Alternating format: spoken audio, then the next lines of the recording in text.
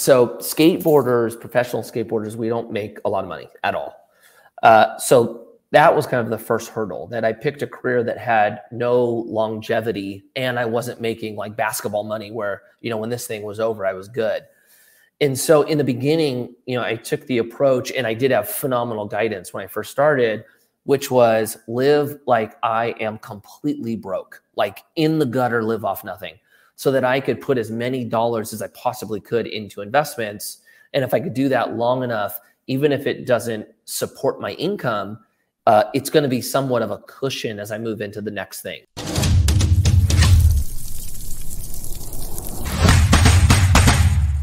Welcome to A Father's Flame podcast. Today, we have in studio Mikey Taylor, who some of you may know as a pro skater, but is now making his mark as he's sharing his entrepreneurial journey and investing strategies on social media. He is the co-founder of Commune Capital. Welcome to A Father's Flame podcast, Mikey. Thanks for having me. Appreciate it. Yeah. So I know you made a pretty big buzz. I first saw you actually on TikTok, which is kind of a unique place, for influencers to go. How has that been for you? You know what? It was, it took time for me to figure it out. Like, I kept hearing about the platform, and, I'd go on and feel so lost in it because it felt just like a kid's dance app. Sure. And then I was like, okay, like I'm going to try to use it the way I use Instagram or, YouTube. And it was just failing. Like nothing would work. And then all of a sudden I had one video pop and I was like, holy crap, this is crazy.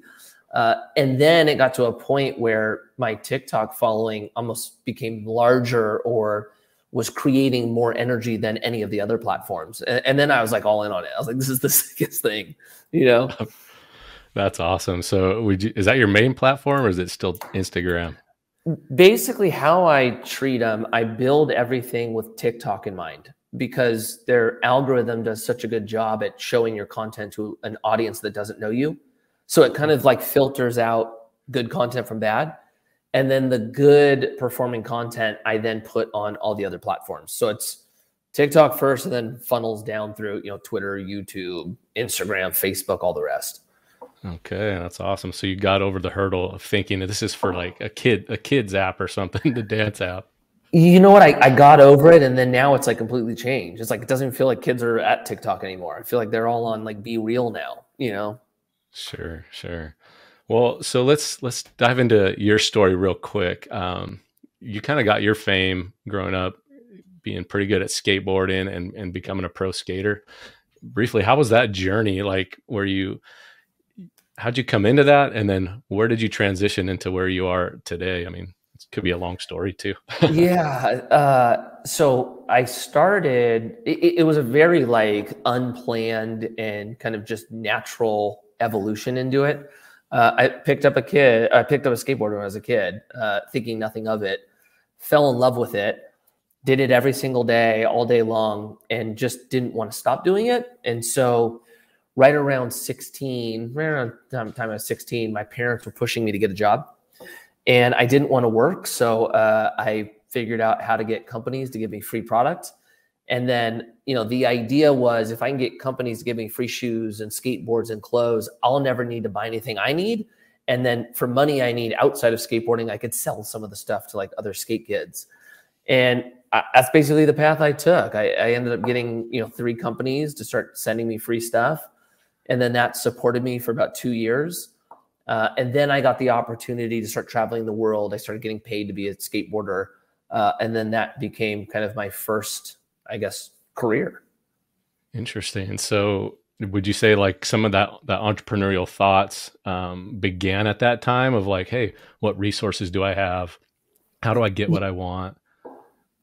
You know what? Looking back, yes. At that age, I didn't even, know what an entrepreneur was. But I was kind of I always felt like if I needed something done, I can go out and do it. So I think there was that idea of, creating something. And then as I went into skateboarding is a very kind of entrepreneurial activity, actually. The problem is it's more aligned with a solopreneur than it is somebody who's actually going to build something at scale. So as I went into skateboarding, I only had to worry about me. It was, how do I want to skate? What's the, tricks I'm going to put out? How do I negotiate my deals? It was this one-man show that was then supported by other companies, but I had no skill set or understanding of how to work with people. So that is something I really, really had to learn, that, business is all about team, and it's all about delegation, and ultimately managing people and emotions correctly. That was such a learned thing. That was hard for me in the beginning. Interesting. So what was the step did you earn enough skating where you could like invest now, and you're like, it made you have to go learn that? Or did you have like a mentor come in and say, hey man, look, Mikey, you gotta do something with this? Yeah, that's a really good question. So skateboarders, professional skateboarders, we don't make a lot of money at all. So that was kind of the first hurdle, that I picked a career that had no longevity, and I wasn't making like basketball money where, when this thing was over, I was good. And so in the beginning, I took the approach, and I did have phenomenal guidance when I first started, which was live like I am completely broke, like in the gutter, live off nothing, so that I could put as many dollars as I possibly could into investments. And if I could do that long enough, even if it doesn't support my income, it's going to be somewhat of a cushion as I move into the next thing. That was kind of the plan. And then I got the opportunity to ride for this shoe company, and they were kind of going through a transitional kind of moment where they wanted to rebuild their entire team, marketing, design, kind of, the whole front facing element of the company. And they wanted me to come in and kind of lead that mission in a sense. And that is kind of where I had my first experience of not knowing how to work with people. And I went into this, for example, I went into like an office full of designers, and, we're getting samples of shoes. And instead of me knowing that, like, for a designer who just spent a ton of time building something, I probably needed to say, parts of this are great. I recognize the hard work you did. These are some of the things we need to change. I looked and went, this shoe is shit. Like, what are we doing here? This isn't what we talked about. Why do these things keep coming back wrong? I'm throwing shoes in trash can. It was a mess, right? Oh, wow. And I got a call, like this moment that I'm talking about, I got a call that night from the president of the company.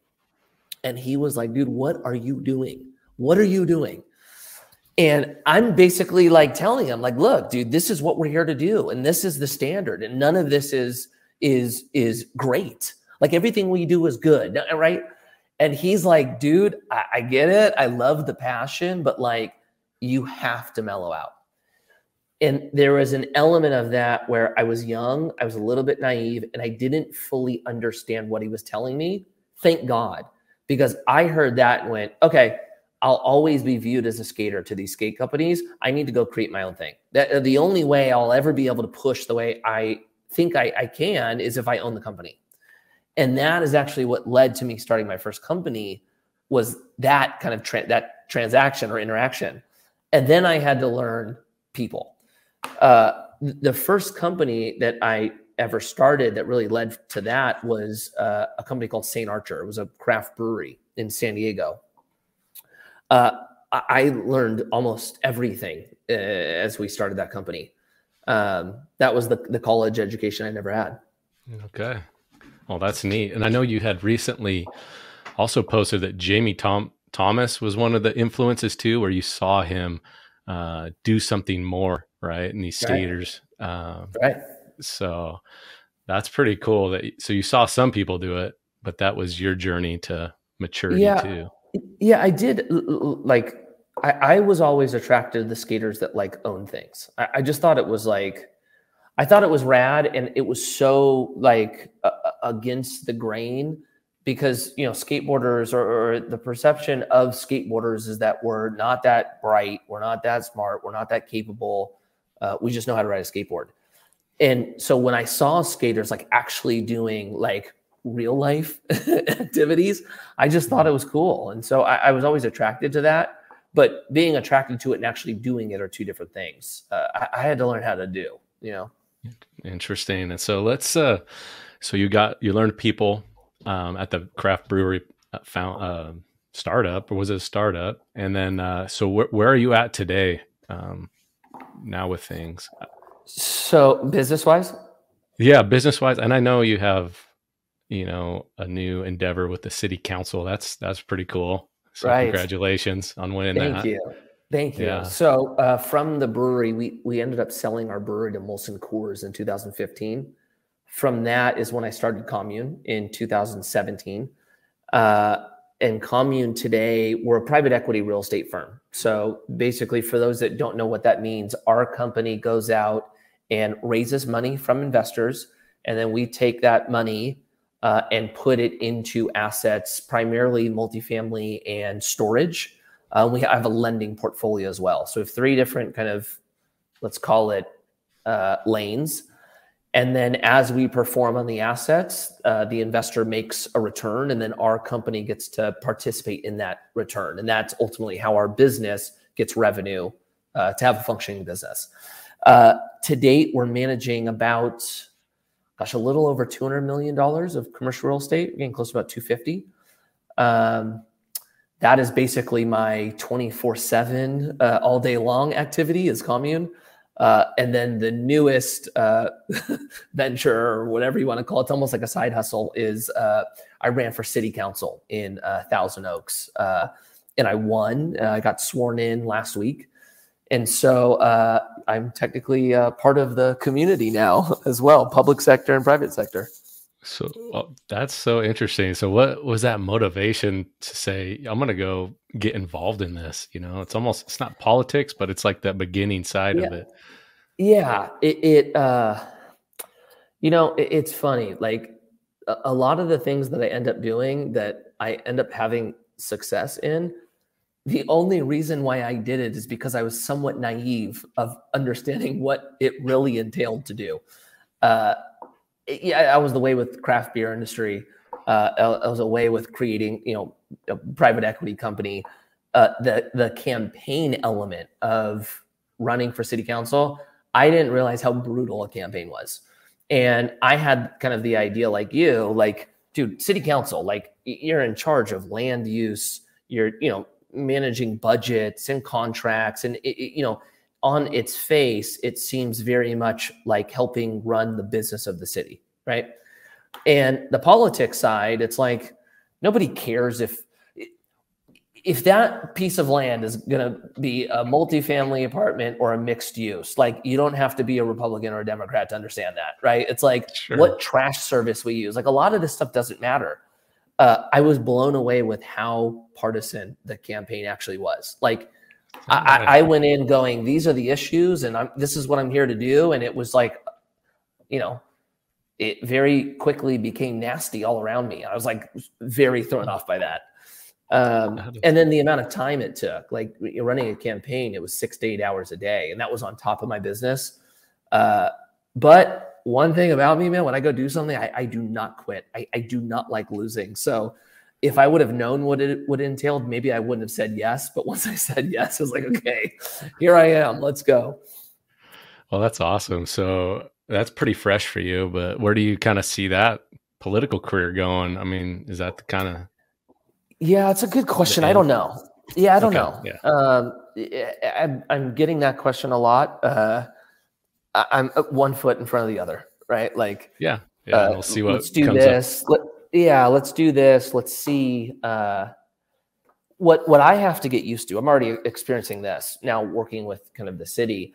I'm so used to being able to implement change quickly, right? Like in our company, if there's something that like I think we're doing wrong, I have the ability to go, nope, turn, let's go. That's not how this works. So there's going to be an element that I'm going to kind of be getting used to, which is things move very, very slowly compared to what I'm used to. And I'm not the one that's actually driving the issues in some regard. We vote on certain policy, but I'm one of 5 votes. And a lot of times the things we do today, you don't see for potentially years down the road. So I want to come in and actually do good. If we'll see how that goes, and we'll see if I can get good with the patience of how slow things work compared to what I'm used to. And if I can, and we could see positive change, maybe I do it longer. Maybe this is the beginning of something. If time goes by and I'm like, this is really hard to do anything, and this is, I need to be the driver. I don't know. We'll see. Sure. Yeah. It's going from like quarterback to now you're kind of just one of the linemen, right? You all got right. Right. Wow, that's interesting. So yeah, you got a lot of time management you probably need to balance now. Right. So recently I put out to my Facebook page, just like, so what are some of the tough things as being a dad? And so I want to transition a little bit, since you are a father of 4? Right. And so what I put out, a lot of people put back to me, time management was really tough because I'm out here trying to provide for my kids, right, but also then be with my kids. So how do you manage that? Yeah, this is the hard part. And this has been learned. This is something that I did not do well. I think it starts with understanding our responsibilities, especially as fathers. And it's very easy for us to only focus on the providing element. And at least for me, I'll speak for myself. It's really easy for me to focus on the providing element. And I would forget the importance of what my role as a father is. Like, I'm, for my daughters, I am the example of what a man looks like in the world, and how my wife and I and our relationship that's their example of what a healthy relationship looks like. And then for my son, I'm the view of what a man is for him to, have an idea what to grow into. We neglect that part. It doesn't matter how much we provide. You're missing out on what I think our highest calling is, which is to build our kids up to thrive in their community. Once I kind of, had to continuously remind myself of the priorities and focus on that, that's when the time delegation, got better. But it took time, and there was little things, right? Like I got to a point where my time delegation was pretty good, in the sense of, I'm leaving the house at 8:30. I'm going to leave my office at 5. I'm home at 5:30, and all of that window from 5:30 till the kids go to bed or I go to sleep, and even the mornings before I go to work, that's my family time. But my challenge was, even when I was home, I'm doing this. I'm on the phone. Even if the phone's not, in front of me, I'm thinking about, a lot of times what's going on with the company. And so my body was there, but I wasn't present. So once you get through the time blocking and making sure you're at home a certain percentage of the time, it's really good to have, let's call it guidelines on how present you are, right? Like, when we sit down for dinner, my phone, I can't even have my phone at the table. It's, 6 to 8, there's no phone. And then even in that, I need to make sure I'm having certain conversations with the kids. Certain percentage of time goes towards like playing with them. And then once I got it scheduled, then all you have to do is maintain it. Wow. Yeah. So you had to mentally defend the time that you allotted for them, because I've found the same thing. I think it's like the right thing. Okay. Yep. I scheduled this time with them, but then you're right. The phone draws you away, and there's so many things to process as like an entrepreneur, because you got deals in the work, you got paperwork coming, you got everyone sending you stuff. So I appreciate you sharing that. I think it's very valuable. I think another thing to add too, which is important, is everyone listening to this is going to know what they personally struggle with, because a lot of this is based on personalities, right? My personality is one that's, kind of, I'm all over the place. I'm obsessive. And when I think about things, it's very much tunnel vision, right? And so because of that, I fall victim to having to force myself to not only dedicate the time, but then to push myself to be present. Other people don't struggle with that. Some people, there's other things that get in the way. That's just the one that is for me and where I need to uphold it. No, I like that. I see, like, that's part of how I've always learned from other people, right? And other men. It's like, it's not that if you're just like me in that area, that doesn't necessarily stand out, but it's the way you stand out in areas that I'm weak in that I love learning from other people, and that is a part of the podcast too, is like, I'm talking to people and trying to get out the things that they do that I can learn from, but I know people watching are going to learn from it. And it's the people, and I relate to too, that have those weaknesses are going to relate to that strategy that you just, implemented, and it is successful. So, no, that's awesome. So where do core values kind of fall in your family? Like is that, I know some people can design home structure and values, kind of like a business has core values, right? And let's talk about core values for your family. Or is that a little where too do they broad? come from? Like, no. Like, what's the source of it, or what are the core values? Let's go source of your core values. The source of our core values come from God. My wife and I, and our view of why we're here, and even the structure of our family and how it's set up is it's a very kind of biblical structure. And then, from there, that, impacts, how my wife and I are together, how we are with the kids, and hopefully how we showcase for those that know us, what a successful marriage looks like. But that's where our foundation comes from. And so your faith, you're Christian then. Mm-hmm. Awesome. And so how does that play like day to day for you? Like, I know different men handle, like, okay, you said biblical values. Well, you probably got to read the Bible, right? Yeah. That's right. How does that work into your daily life, if you don't mind sharing? Yeah. So my morning, so I'm the morning person. I'm the one who's up early. My wife's kind of the opposite. She's up late. And what that results in, every morning I typically get up for the kids. And kind of, I would say my consistent morning routine is a cup of coffee. And I typically do about 30 minutes in the Bible. I try to go kind of book or verse by verse in a book until it's finished, and I move over.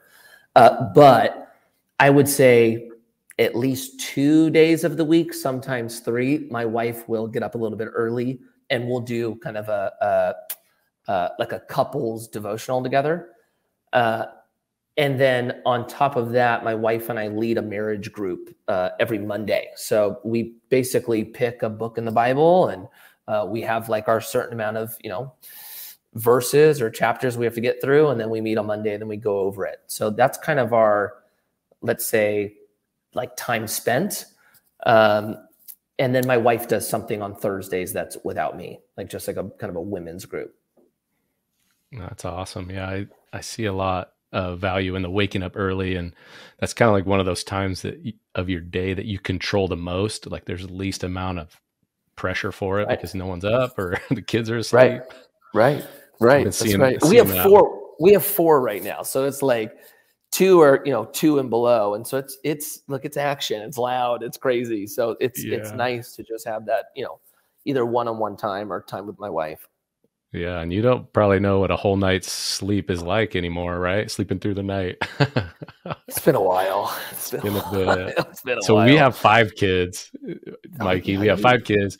And it's like, I remember waking up in the middle of that like 4 years ago, and just handling like some throw up, and someone wet the bed. And it was like, I woke up so easy, and we just did it. And I was like, wow, this is normal to me. Right. You've got a better grasp on this than I do. Oh, man. Yeah. So I'm like, you just operate at just not the peak anymore, but you still are going. Right. So. Right. So that's awesome. I like what you guys are doing, and you guys sounds like fellowshipping with other people, right? To build up marriages. I love that. What are some of the values that you had in marriage? I mean, I guess, where did you learn that? Is it did you grow up a Christian? Both your families were Christian, or is this something you kind of came into later? How did that work for you? Yeah. So my wife, that was the case. My wife kind of grew up in the church, and parents, that's all she knew from a young age. I grew up in a kind of an agnostic household. One thing I always remember as a kid is like, I grew up in this area that there was a big Jewish community in my area. So a lot of my friends are Jewish. And I remember coming home, like, and asking my parents often, like, why do we celebrate Christmas, but, you know, a lot of my friends celebrate Hanukkah? And like, they never gave me like a legit answer. And I remember just thinking that was so weird. And then, you know, down the road when I was like, I don't know, maybe 13 or something like that, one of my friends in my neighborhood was like going to this summer camp, and he invited me to go. I had no clue it was like a Christian camp. It was the first time I ever heard about God and Jesus and Christmas. Like, not Christmas, but I finally had a grasp of like what Christmas even was or what it represents. And then I remember going home like, wow, you're never going to, you know, believe what I learned. And then, you know, from that point on is when, you know, my parents ended up starting to go to church, and kind of our family at the same time was kind of learning about, you know, our faith and you know, building that out. And then it was just like a kind of a journey from there. But I would say one thing that's been cool and I think unique, unfortunately, my wife's parents are still together. My parents are still together. My sister's, you know, husband, my brother-in-law, his parents are still together. My wife's two brothers, both sides' parents, it's like everyone's parents are still together. I think that was just like at the core something really good to see in us, because, you know, we and so many people have to go through divorce and you know what that leads to. So that was really good to see at a young age. That's awesome that I'm guessing you were, those values are instilled in you essentially by seeing that example. And you're right. A lot of people don't get to see that, since divorce is over 50% of marriages end in divorce. Right. So what, do you even feel like there's stuff that you have to do to keep you from that? Or is it that you and your wife's mindset is like, you know, okay, that's not even on the table, we don't mention it, you know? And I have a good one for you. Yeah. So first and foremost, for anyone listening who's married, if you're going through a hard time where it's tough, that's normal, right? I don't think there's a marriage that exists that, you know, you don't have to work on. There was one time early on in our marriage where my wife even said it, like, maybe this isn't working. And the second that came out of her mouth, I was like, absolutely not. That is off the table. That I think is important, you know, but that doesn't mean that we didn't get to a point where our marriage was failing.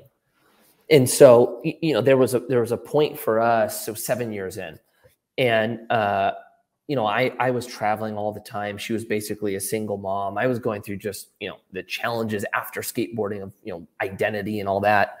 And our marriage basically hit like an all-time low. Like, you know, I came home one day and Jen was like, I am miserable. Like, this is not what I want in a husband. This is not what I want in a family. And so that's kind of scared the crap out of me. But then we started kind of working on it from there. We both started going to counseling. We ended up going to like this marriage retreat. This is actually kind of huge for us, but really we started working on our marriage. And what was cool is, you know, if it was summer of, let's call it 17, was like a winter season for us, a real low. The following summer, we were almost like in a summer season. Like speaking to our relationship, like it was like maybe the best year we had ever had being married. And so I say that through the lens of this. Going through that process for us, as bad as it got, what we experienced on the other side was better than anything we had prior, kind of like a refining fire. And when you're able to experience the benefit of working through things, it encourages you, at least it did for us, you know, looking out to the future, knowing that we're going to have hard times in front of us. And there's going to be points in our marriage where it's challenging. But we also know what it feels like to get through that time and where it leads to. It makes you very hopeful for the future because you don't have to worry about bad things happening. You can focus on what the outcome is as you move through them. I love that. I mean, that should give people hope that even if you are in a dark time in your marriage, and I have the same experience, very similar, right? Like it's not always going to be like that. But right. Maybe some of the skill you have at the time and the inputs into your life, like they definitely cause that. So some of it is your fault. You got to take ownership of that. But if you can get new skills, and you said that you went to counseling. And so that's something that we did. And it was like, I've said this before on the podcast even, but this is so powerful that I think strong men do marriage counseling, right? In my mind though, I always like, I don't want to express failure and go do that. Right. That's a shameful thing to go get counseling, right. But it's where I got that. I have no idea, but I'm so glad that's gone. And I do want to encourage people, because I saw the value in it. They help you work through something and give you skills that you just don't have right now. Right. And so that's good on you, Mikey, for somebody gave me this vision or representation of what we're talking about. They were like, look, when you buy a car, do you go get the car tuned up? You take it to the mechanic to make sure everything's working right. You take care of it. Counseling is the same thing. It's basically maintaining your guys' relationship and making sure you guys have all the tools needed to thrive, right? And so, I mean, we don't only go when times are bad. Like we'll just do like regular maintenance on it, you know? Oh, that's good. It helps a lot. Yeah. That is good. So I'll be honest, part of my mindset too is I feel like I'm a little too frugal. Like I don't want to spend money on that was also a thing. Like not only did it show failure, but I didn't want to, for some reason, spend money on it because I felt like it was a waste. I'm like, oh, we could figure this out.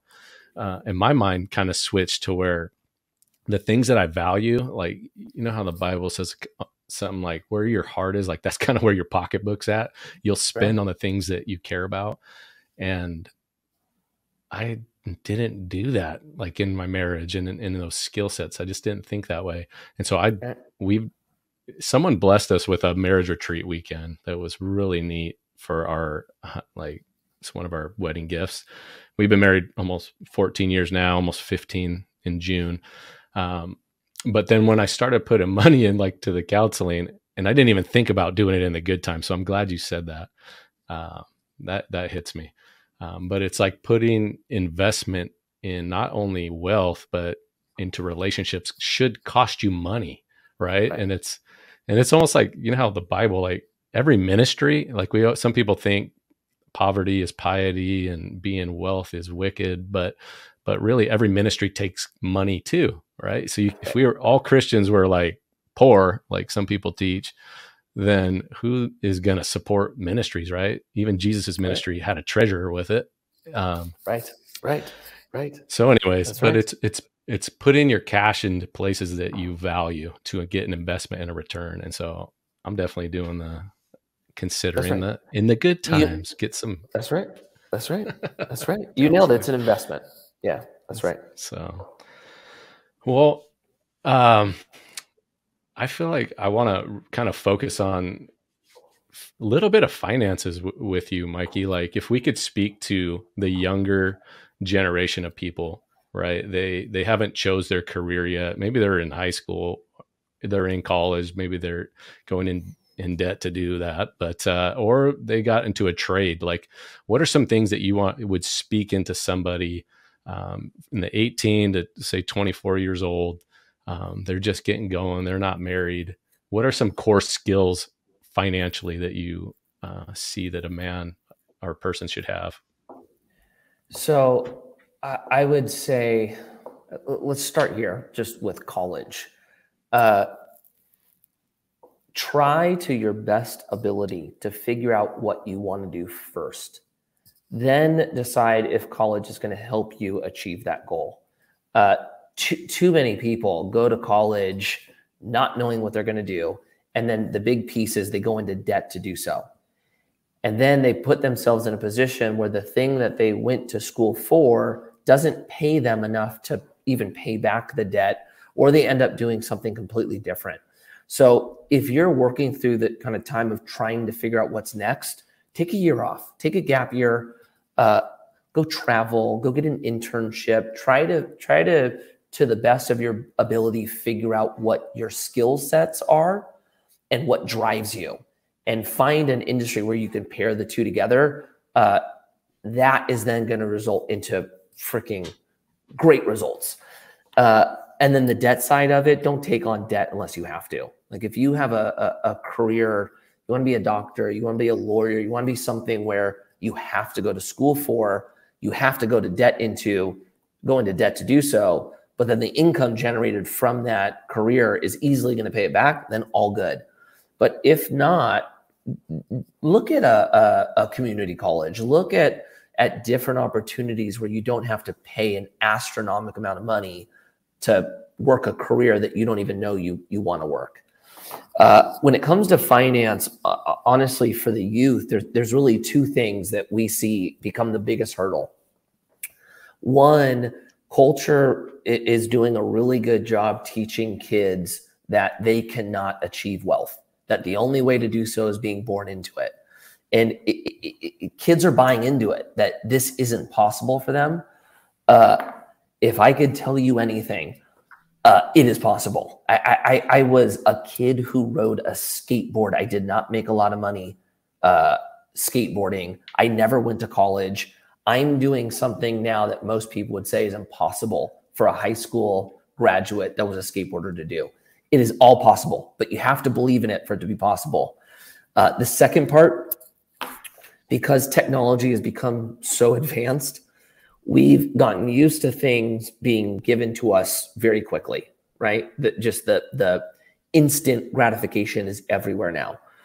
When it comes to finance, it's the opposite. You do well when you learn how to delay gratification and when you stretch out your timeline, which is going to feel very unnatural. And so start to look at it through the lens of anything that is instant, that makes me feel like I can get rich quick. There's a 99.9% chance you're going to lose all your money doing that. Get rich quick schemes never work. The best investments are the boring ones. And so if you invest into something and it feels like you're watching paint dry on a wall, that's usually the good investments.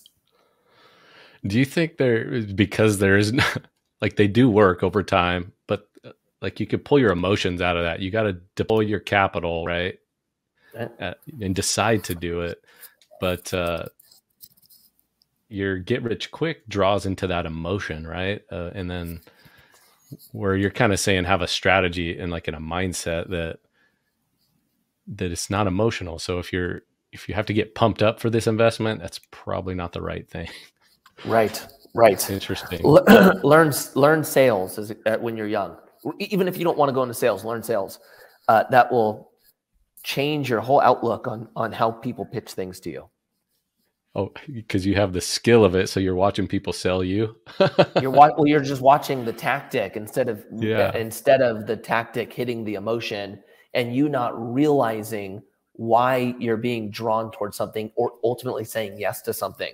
When you understand the tactic, you look at it through a different lens, right? Like if you're a writer or a movie producer, when you go watch a movie, you're not watching a movie the same way we do. We're there for pure entertainment.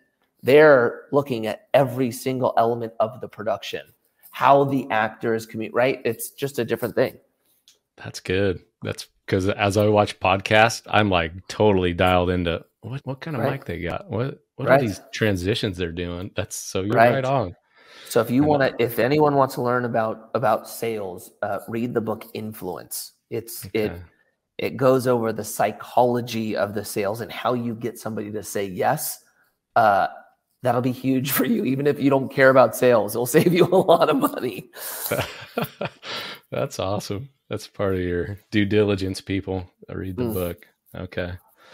So I like that you said that culture was teaching you to get this fast and get it right. But it's also kind of teaching you that you can't get wealth, but you said you have to believe that it's possible. So what if someone doesn't believe it's possible, there's no way they're going to get that output unless they accidentally get a lotto ticket or something. Right. So what changed your belief? I mean, it sounds like you're a guy that just walked into these, I'm not saying you're naive, but you like walked into these opportunities that presented themselves to you. But when or what changed your belief? So I say that I went into things naively, right? But the other part of it is I went into things believing that I could do it. Like naively believing I could do it, but believing I could do it, right? Like when we started the craft brewery, my two partners were my friends. We had no business experience at all. We didn't have any money. We had to build a business plan and go raise money. We had no idea what it really took to do so, but all three of us knew without a shadow of a doubt that we could do it, right? There was no doubt in our mind that we could succeed. Same thing with this campaign right now, like, going after, I've already experienced success in multiple categories. I walk into this thing somewhat naively to think like, dang, this is going to be more difficult than I thought, but I thought for sure I could win. Right. There wasn't a doubt in my mind that I couldn't win. Then it ends and I find out that basically somebody who runs for office their first time never wins. It's like never happens. It's usually the second or the third time. Look, I would never have even tried if I didn't believe I could do it. And at that point, I couldn't do it, right? This is the part, though, that I'm constantly working on. Like, just because I know that reality, your perception of reality becomes reality, that doesn't mean that I don't struggle pushing myself beyond what I think is possible. And I would say another book that's really good to read, whether you love him or hate him, Grant Cardone wrote a book called 10X. It's actually a perfect representation of what we struggle with as people, right? We typically set the bar where we think it's possible to hit. And if we're trying to like push our goals beyond, maybe we push it a little bit. But the reality of what's possible is usually 10X what you think it is. I'll give an example with our company. When we started Saint Archer, we had to raise about $2.5 million to start it. And we had, almost a year to do so. Fast forward to my new company, the first project we did, we had to raise about $3 million for the first apartment, right? Except this time I had 45 days to raise the money because we had a project under contract. We had to raise the money before it closed. And I remember tripping, like, oh my gosh, I've raised this much money before, but I've never had to do it on this, short of a timeline. Is it possible? And I was like, okay, yeah, it's possible, but I was kind of lying to myself. Well, we ended up raising the money, right? Now, dude, we raised 10X that in the amount of money we raise. I mean, we'll raise $3 million in like a day now, right? And now I have to push myself to go, okay, if I'm comfortable raising, let's call it $10 million for one project, I bet $50 million is possible. Bet $100 million is possible. So even I have to push myself based on on where I think the bar is.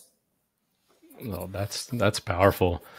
I feel like a lot of the successful entrepreneurs and stuff, like they just have that, I'm not X factor in the sense that you got to see a belief that something's behind you, you can make it, right? And is there people that speak? Go ahead. But this is the thing, though. You're right. Yeah. What we see is that person has the X factor. They have a belief system that's just unbelievable, right? What you don't see is what they're actually going through inside, right? I'm telling you right now, everyone, myself, anyone you look at, they're tripping inside.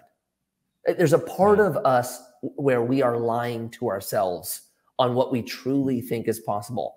The crazy part is, though, just lying to your subconscious, you'd be blown away with how your body performs once it's just being told that it could do, right?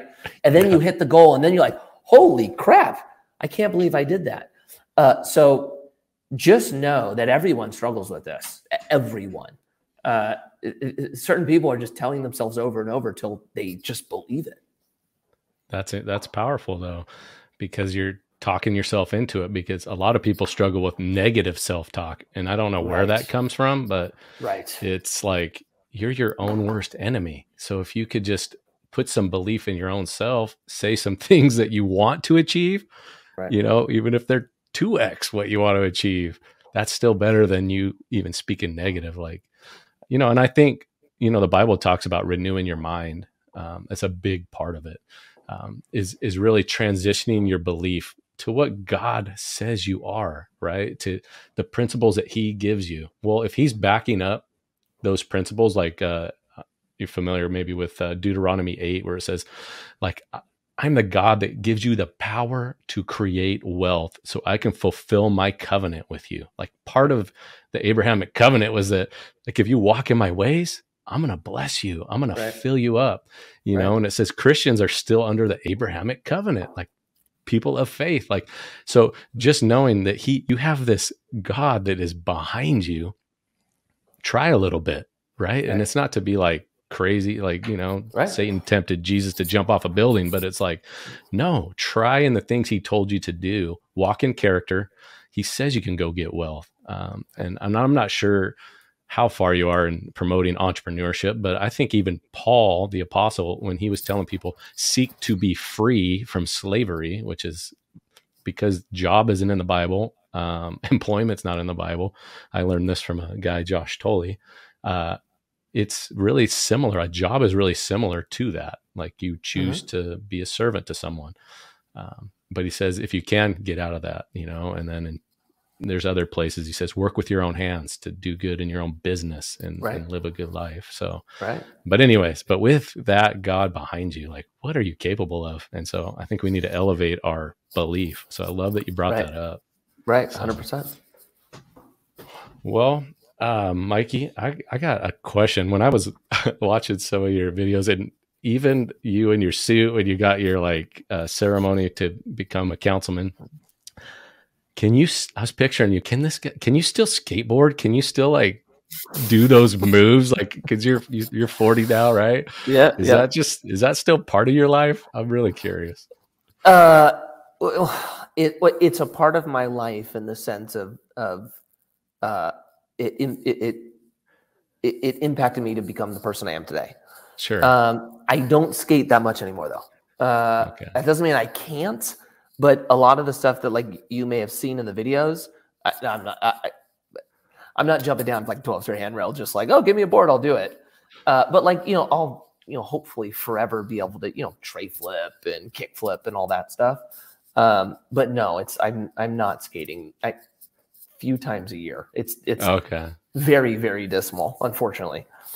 You should do a video with you in that really nice suit, just popping off on some rail there. And it's you know what? Dude, I had this awesome. thought, dude, what if we did a photo shoot in the where you hold the city council and I'm on the carpet doing a kickflip. It is, but I don't know how that would. Some people would like that. I think some people wouldn't. So I don't know. We'll see. So since you're on city council, are you going to promote them putting the metal pegs on all the stuff so skaters can't grind the rails? Have you know how cities do that? Yeah. Well, that's a tough one. Yeah. Plead the fifth here. Never mind. Well, I just want to say thank you for coming on today. I think there's a lot of value there for people, and I appreciate just hearing your story. You shared some, struggle in there and your success. So to me, thank you, Mikey, for sharing that. So thank you, Jeff. I appreciate it. Yeah. All right, fathers, that I just want to encourage you to be pushing forward in these areas of the core areas of manhood and being a father, which is your faith, your family, your finance, and fitness. Be learning every day in those areas, be putting energy into those areas so that your future self is going to thank you for taking that time to listen to those podcasts, read the books, and to do the things to have better relationships. And so in 1 year from now, so get out there and let's get it done, guys.